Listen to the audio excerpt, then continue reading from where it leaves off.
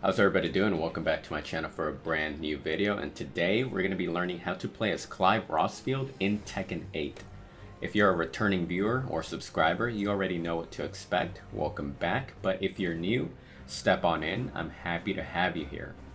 So as always, the way I structure my guides is that I cover the core aspects of a character's gameplay. I like to keep things as simple as possible while also being practical.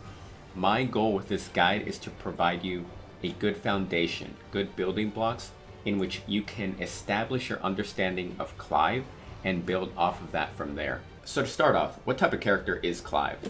Clive is really good at keep out. He has many moves that can keep your opponent at a distance, which works in his favor. On top of that, he has great counter hit options and high damage output on his combos. He also has a stance which allows for good 50-50 mix-ups, and his punish game is pretty good as well. And also, he's not a difficult character to learn. When it comes to his movement, he has a surprisingly good backdash. So as you can see, his backdash is pretty solid. For someone of his stature, the build that he has, I expected his backdash to be a bit stiff on the slow side, but it's surprisingly good.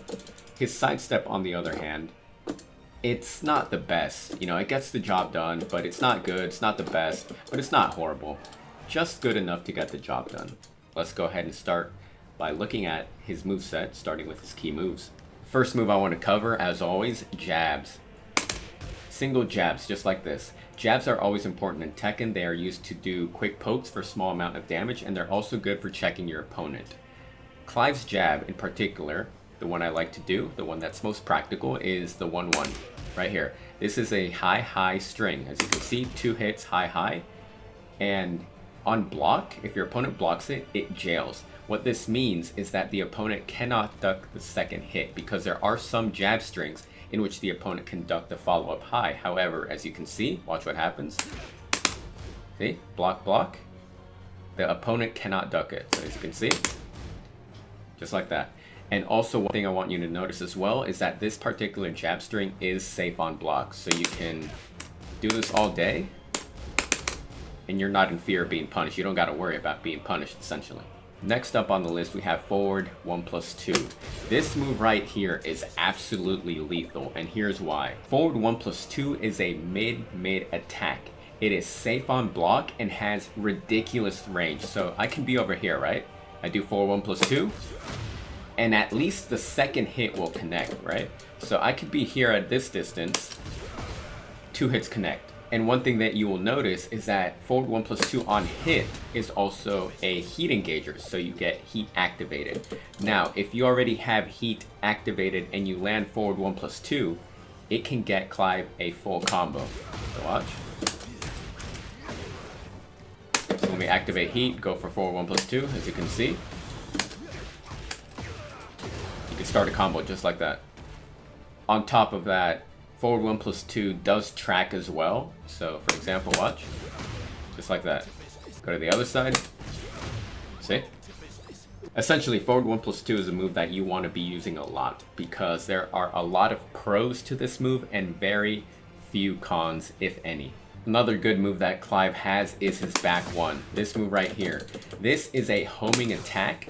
It is mid, and it also has counter hit launch properties. So as you can see, activate counter hit, back 1, and you see how the opponent staggers and hunches over and falls down? That's a counter hit. So what that means is that if you get it on counter hit, you can go for a combo. Up next, we have back 2, this move right here. As you can see, this is another long range attack that uses his sword.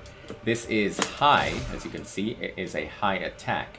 But the good thing about this move is that it can also transition into his Phoenix shift stance, and we will talk more about that stance later. So as you can see, if you do back 2 and hold forward, Clive goes into his stance, just like that. Now the cool thing about this is that if back 2 connects and you transition into Phoenix stance, everything except one move, Phoenix 3+4, is guaranteed. So watch, I'm gonna get hit, I try to block, can't block. Go again, watch. Try to block, doesn't work. Go again, watch. Try to block the low, does not work. That's a 4 variation, see, does not work. It's only Phoenix 3+4 that you can block. Watch. That one you can block. Next up on the list, we got forward 2-2-2. This move right here. Now, this is a 3-hit string that's natural on counter hit for insane amount of damage. So on regular hit, if I were to do the string and complete it, your opponent can block it. Watch. See? Right there? I'm at a frame disadvantage, which means I can get punished. However, if I activate counter hit, the opponent cannot block it. 3-hit string, 39 damage, heat engager. Now let's activate heat, activate counter hit. You do forward 2-2-2. On counter hit, Clive gets a full combo. This string also allows you to transition into Phoenix stance by holding forward after the first 2 hits. So for example, if I do this move and I notice that it is not a counter hit, I can hold forward and go into stance. Just something to keep in mind. 1+2 is also another good move that Clive has. This is a mid attack that is safe on block and activates heat as well, as you can see. Next up we have his running 2, this move right here. This is a long range mid attack, so as you can see, it could be from this distance, running 2, and it connects the with the opponent. Maybe back up a little bit, maybe go from here, still gets the opponent. Now, this leaves you at a huge advantage on block. So if you do running 2, just like that, you're at +2. However, if you switch into Phoenix stance by holding forward, just like this, you are now at +14. Essentially what this means is that if you switch into stance with the frame advantage that you have from that transition, it allows you to follow it up with almost anything. So let me show you a quick example. So let's say you do while running 2 and then you transition into Phoenix stance. From there, you can go for Phoenix 4, which is one of Clive's low options out of stance. So essentially, it looks like this, right? Now, notice what happened there. After a block, I have set the opponent Clive to try to jab punish me. So as you can see, while running 2, and then he tries to jab punish. Okay, so if I do while running 2, transition into Phoenix and go for the low option, he gets counter hit. See? You can't interrupt that. Now, the best thing about this setup, about this sequence, is that after a counter hit Phoenix 4, Clive can do 1+2, and that's also uninterruptible on counter hit. And of course, it gets you that heat activation property. So let me show you. So running 2, transition Phoenix 4, counter hit, just like that. Now, of course, you got to keep in mind that the opponent can still block low or try to low parry you, but the point is that they can't jab you out of the strings. So it's a good knowledge check for you to do to see if they know what they're doing, if your opponent actually knows the matchup. Another great option that Clive has is his back 1+2. This move right here, this is his Titan. Now, this move is good for a number of reasons. To start off, look at how far away I am from the opponent, right? I'm practically full screen. This move has crazy reach, so let me just take a few steps forward, maybe like 1, 2, right there. Alright, this should maybe be enough. Now watch what happens. I'm going to do back 1+2, Titan, and it should hit the opponent. Look at that. Look at that reach. That's actually crazy, dude.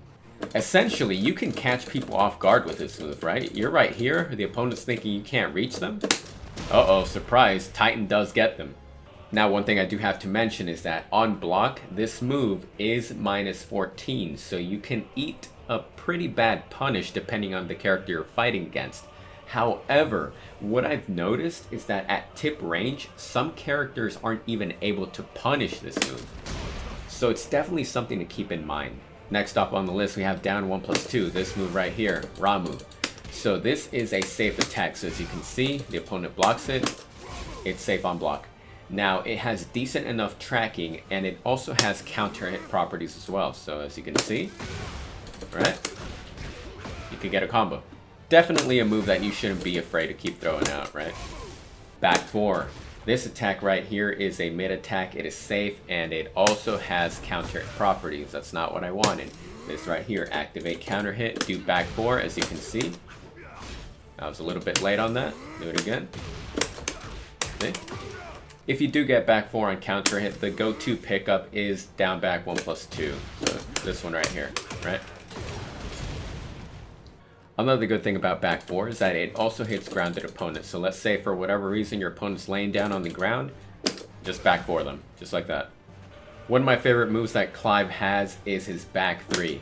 This move right here. So you see how he does that hand? He's basically telling the opponent to come on. So this is actually Clive's parry, and it's one of the best in the game. It can parry practically anything except low attacks.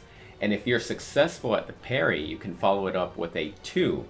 So let me show you. All right, jab, I'm gonna block, parry, just like that. Followed up with a 2 after the parry. And as you can see, I parried a punch, right? It can also parry a leg attack, a kick. You can see, parry and punish. And it can also parry weapon attacks. So Clive's gonna go for a sword attack and I'll be able to parry it. So watch. Just like that. Another great move you got to keep in mind is his sidestep 1+2. This is another Titan based move, and as you can see, it is a launcher on natural hit. No counter hit needed, just straight up natural hit. You can get a launcher for a full combo. And on block you are at an advantage as well, at +2 as you can see. Alright, so let's cover some of the low attacks that you should be doing with Clive, starting with down 1. So this move right here is a really good poking tool. Visually, it's similar to Dragunov and Jin's down 2. Now, as mentioned, this is a great poking tool for Clive. On hit, you are at an advantage. So what this means is that you can do down 1, and then from there you can follow it up with a while standing 4, just like that. And that would be uninterruptible. So as you can see, I'm going to get hit. I'm going to try to mash out of it. I can't do anything, right? Because the opponent's at an advantage, just like that. So down 1, while standing 4, uninterruptible on hit. In addition to that, while standing 4 also allows you to transition into Phoenix stance by holding forward. So let's say you get down 1 on hit while standing 4, you could go into Phoenix stance and then you can continue your pressure. So one thing I want you to notice is that down 1, after you perform the move, Clive is in a crouching position. So what this means is that from here, you can start doing crouching mix-ups. So you do down 1, right? And then you just keep holding down. And Clive is now in crouching position. So we covered that he can do while standing 4, just like that. However, you can also choose to stay in crouch and do a move such as down forward, full crouch, down forward 2. This move right here, sword swipe. And honestly, you don't even have to do down 1 to start your crouching mix-ups. If you have enough pressure, you could crouch in your opponent's face and you could go for a mix-up right here. Alright, so now let's say that you're crouching in your opponent's face, right? Let's say you're doing full crouch down forward 2. The next time you crouch, your opponent is probably going to want to crouch block. It's at this point where you hit them with a while standing mid attack. So you're crouching, you could do something like while standing 3. Just like that. As you can see, that's a 2-hit combo for 35 damage, courtesy of Torgal. You also have the option of doing while standing 1-2, just like so. And if you want to keep it safe, you could just do the while standing 1 option, just like that. And if you're feeling really ambitious, you could even try doing a while standing 2, because this is a launcher from crouch. And if you get that, you get a full combo. Keep in mind that while standing 2 is -14 on block, so definitely use with caution. Other key low attacks that you should be doing are very simple. You got your generic down forward, just like this. Quick low poke, small amounts of damage. You also have down back 4, this move right here. This move is actually also a counter hit launcher. So let's say you get it on counter hit, right? As you can see, instant tornado, and you can get a combo from that. Both down 4 and down back 4 are actually launch punishable. However, that shouldn't discourage you from using them. Because in the heat of a battle, I've noticed that people tend to punish generic down 4s, for example, with just their own while standing 4 attack, rather than launching it. So you'll be fighting, right? You'll be fighting, you do down 4. At some point you might get it blocked, but like I said, there's too much going on in a match. 9 times out of 10, the opponent's just going to punish with a generic while standing 4. This is even true for top professionals, so down 4, just use it. Down back 4. This move right here is minus 18. However, it looks deceptive because, as you can see, on block, Clive doesn't stagger. The reason why I say it's deceptive is because in Tekken 8, if a move is big enough, if a low sweep is big enough and it gets blocked, a lot of the times the character will stagger, which indicates that, hey, it's your turn, go for a launch punish. However, this move doesn't do that. It's all about recognizing the animation. Clive keeps spinning around. He's at minus 18, which of course means he's launch punishable. However, you can abuse this move until your opponent shows you that they can launch it consistently and it's not an accident. So until then, feel free. Basically what I'm saying is that even though the frames on block are not good on both down 4 and down back 4, Clive has very limited options for low moves, so you'll end up using these a lot. Clive also has a hell sweep, as you can see, down forward 3-1. However, it is super slow on startup, so a good player will be able to react to this and launch you consistently. But you never know, you could catch someone off guard, so just keep it in mind. Now let's cover Clive's Phoenix Shift stance. So this stance can be manually done by pressing forward 4. As you can see, forward 4 goes into Phoenix stance. However, it can also be transitioned into with other moves such as back 2 forward, just like so, 4-4 forward, and so on and so forth. In this stance, Clive has the following moves: Phoenix 1, Phoenix 2, Phoenix 2-2, Phoenix 1+2, Phoenix 2-1, Phoenix 3-2, Phoenix 3, 1+2. And as you can see, it is a grounded hit, so if there is a floor blast, you get that stage hazard property as well. Phoenix 4, Phoenix 3+4. And with heat activated, he also has access to a heat smash. Phoenix 2+3.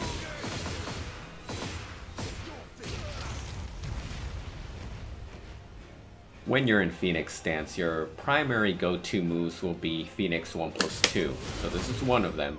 As you can see, this is a mid attack and it's also safe on block and has heat activation properties. Phoenix 2 is another mid attack that is safe on block.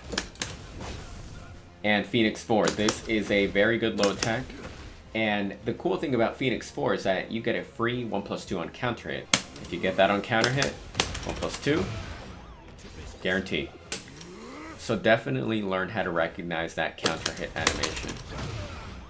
So you could do while running to Phoenix 4, just like that, right?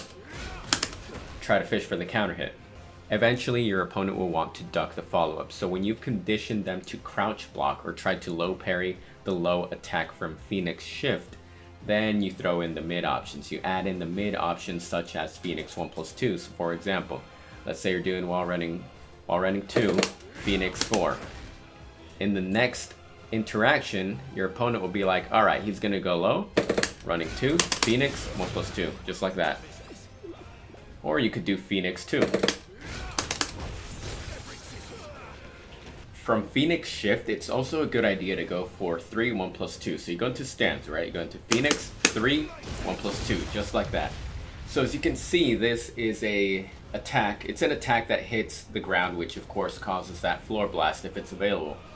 But the best thing about this move is that it builds meters. So as you can see, look at the number 1 underneath Clive's life bar. Now I'm going to do the move again and watch the meter fill up, right? Switches to level 2. Clive has a meter. It is his Zantetsuken. Essentially what this means is that the more you fill up the meter, the stronger his attack will be. One of his attacks. So the attack I'm talking about is 1+4. So as you can see right there, I'm at level 1. If I do 1+4, it doesn't really do much, right? Now let me fill up the meter a little bit. Level 2, right? 1+4. Now there's a cutscene animation, 10 hits for 45 damage. So not bad. But if you reach level 5 and you do 1+4, watch what happens.